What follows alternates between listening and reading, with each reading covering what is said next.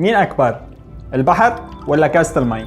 هذا هو الفرق بين التسويق والإعلان. لنحكي أكثر عن الفرق، تخيل معي إنه في فرقة سيرك دخلت على إحدى المدن ورافعين لافتة مكتوب عليها فرقة سيرك. هي اللافتة تسمى بالإعلان. طيب إذا خرج من هذا السيرك فيل وبلش يعمل عروض مجانية أمام السيرك، هذا ما يسمى بالترويج.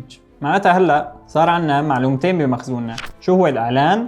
الإعلان بمعنى لما بنشوف أي لوحة بالشارع أو على مواقع التواصل الاجتماعي، هذا ما يسمى بالإعلان، الادفرتايزنج. وقدرنا كمان نحدد ونعرف شو هو الترويج. الترويج بمعنى اني اخلي العميل المستهدف يجرب خدمتي او منتجي ليتعرف عليها اكثر ويعرف قيمتها. اذا خلونا نكمل مع فرقة السيرك. اثناء استعراض الفيل المجاني قام بكسر احدى شتلات الزهور امام مبنى رئيس البلدية، فصارت الصحف تتحدث عنها وبلشت تنتقل الاخبار بين الناس سواء الايجابية او السلبية. هذا ما يسمى يا صديقي الشهرة الإعلامية، أو بوقتنا الحالي الترند.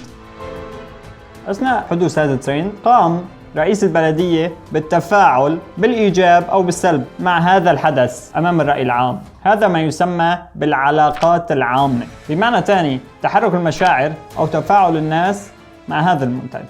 نرجع بحديثنا للسيرك ونكمل السرد. إذا بدأ أحد أعضاء فرقة السيرك بالإعلان عن العروض أو عن تذاكر، وأن هناك الكثير من العروض المغرية التي لا تفوت ولم تروها من قبل، فهذا ما يسمى بالمبيعات.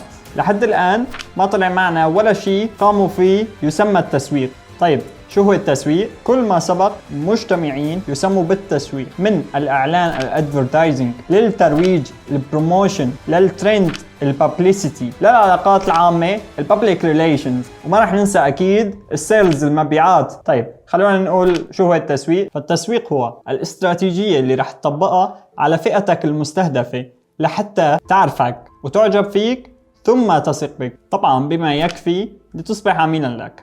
خلونا نركز كثير منيح على هدول 3 جمل: تعرفك، تعجب فيك، من ثم تثق فيك. لنعرف أكثر عن التسويق خلوكم معنا.